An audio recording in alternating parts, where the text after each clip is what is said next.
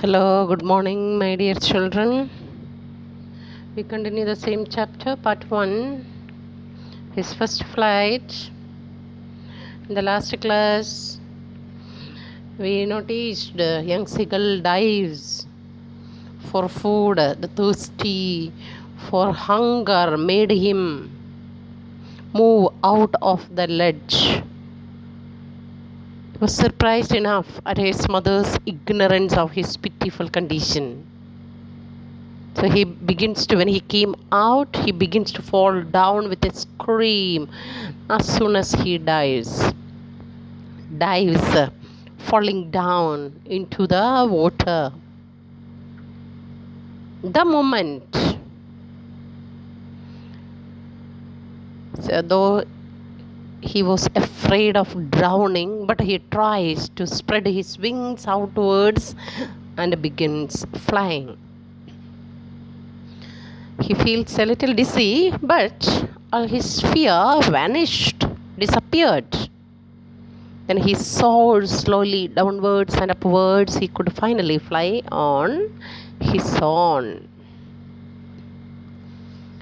The seagull becomes so happy that we see in the next paragraph, last paragraph of the first part. His parents and his brothers and sister had landed on this green flooring ahead of him. He noticed a flat surface, green area. His brothers, parents and sister landed on that area, landed on. Flooring ahead of flooring here means flat surface. They were beckoning to him. They were encouraging, signaling, beckoning, calling him, calling shrilly. He dropped his legs to stand on the green sea. His legs sank into it. He screamed with fright and attempted to rise again, flapping his wings. He reached on the surface of the water. He felt fear when his legs touched on the green sea. His legs sank into it. He screamed with fright and attempted to rise again. Tried to come up again, flapping his wings. But he was tired and weak with hunger, and he could not rise. Exhausted means tired very much, badly, by the strange exercise. For the first time, strange, unfamiliar. For the first time, he did so. His feet sank into the green sea, and then his belly touched it. Belly, the abdomen, the bottom part of the bird, touched the water, and he sank no farther. After that, he got balance. He was floating on it, and around him his family was screaming. Then for some time he was swimming slowly on water. His whole family was screaming, praising him, applauding him, and their beaks were offering him scraps of dog fish. Their beaks were offering. Now they started coming near him and started giving this youngest seagull scraps of dog fish. Dog fish, a kind of fish. He had made his first flight. That's the name of this book also, First Flight. This way, the young seagull made his first flight. So you could find the joy of flight and a reunion of family. The seagull becomes so happy and soars higher, calling ga ga ga. It's really a joyous moment for the whole family.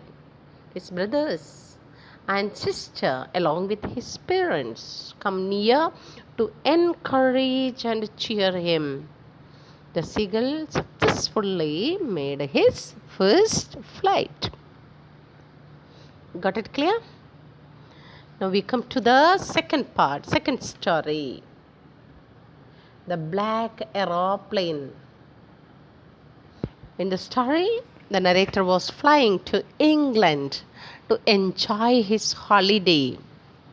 He wanted to reach England in time so that he could enjoy a good English breakfast with his family.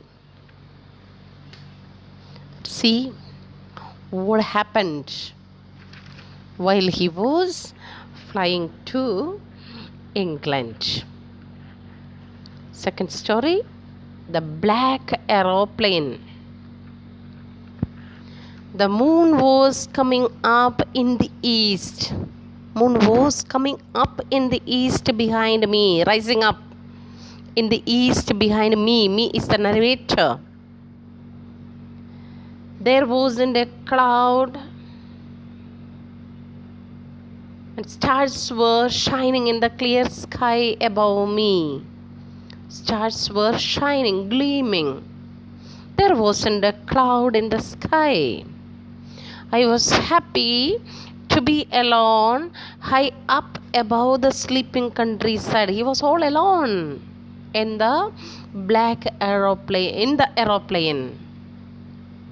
I was flying my old Dakota aeroplane over France back to England. He was in his aeroplane, all alone. I was dreaming of my holiday and looking forward to being with my family. I looked at my watch, 1:30 in the morning. See what happened. He was very curious.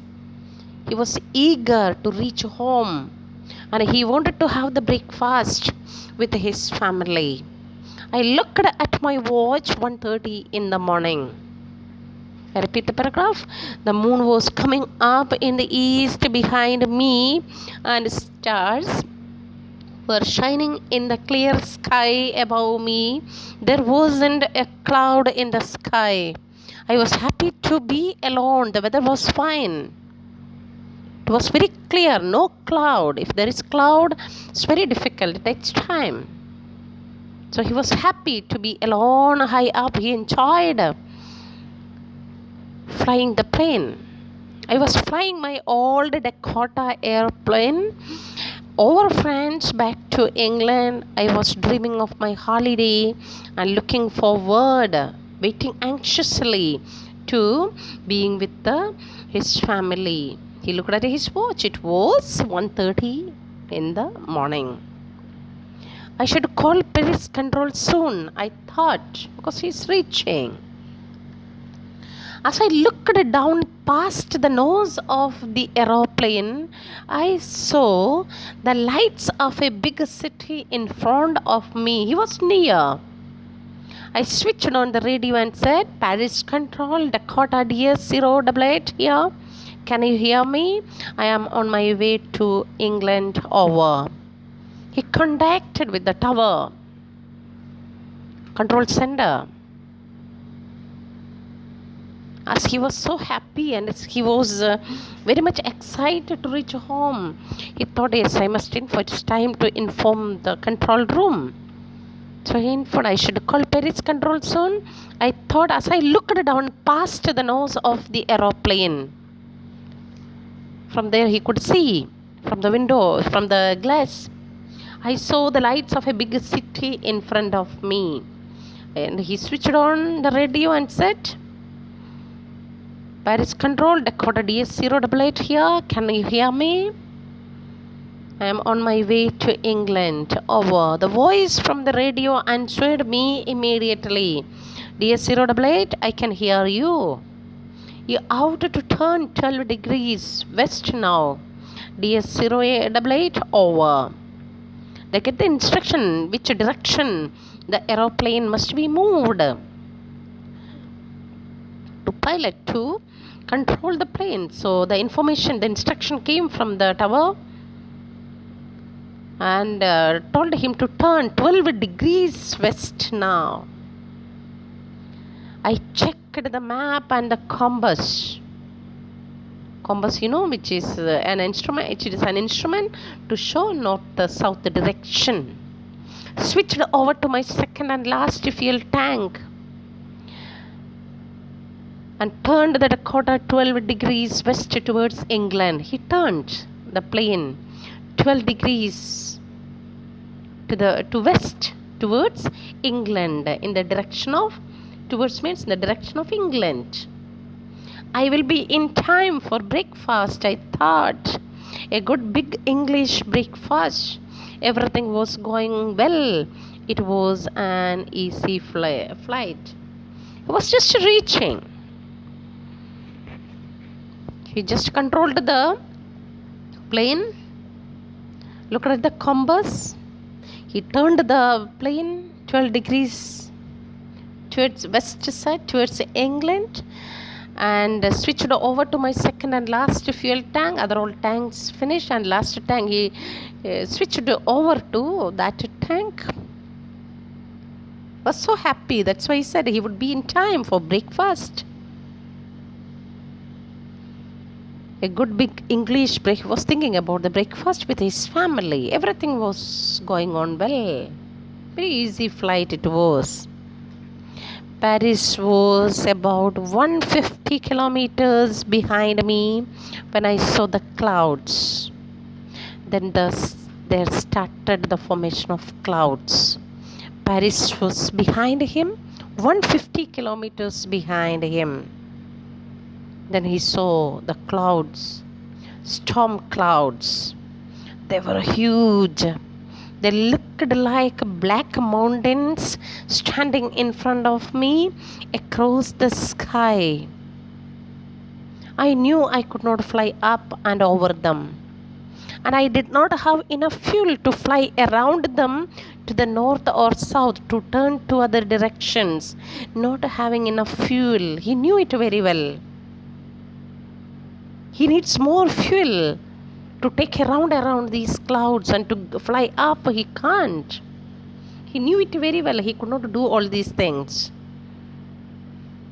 I saw the clouds, storm clouds. They were huge. They looked like black mountains standing in front of me across the sky.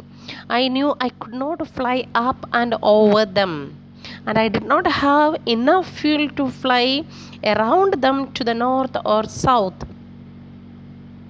I ought to go back to Paris. I should go back to Paris, I thought. But I wanted to get home. I wanted that breakfast. I will take the risk. No, I am not going back to Paris, he thought. He has to take the risk. He thought that way. And flew that old Dakota straight into the storm. Cloudy storm. He took that risky thing. No, I will not go back. He thought about the breakfast which is ready in his house. He wanted to have it with his family. Clear? The next part we will continue. Second clue, his trip to England. It was night when he reached our France. Then he flew to England. He was very eager to meet his family. He was dreaming of his holiday. The stars were shining in the clear sky. It was very clear weather. Even the city Paris could be seen down below very clearly. Then he called Paris control to get instructed about the way. He was instructed to turn 12 degrees west. Everything was going well before he saw the storm clouds, and Paris was about 150 kilometers behind him. It was natural for the narrator to panic. He knew that it was not possible to fly up and over those storm clouds. He was confused for a moment. What to do? Anyway, as everything was fearful at the moment, the narrator decided to risk and flew into the storm. But what happened? Everything went out of control. Today, this is enough for you. Tomorrow, we'll continue the rest of the part. Okay? Thank you. Have a nice day.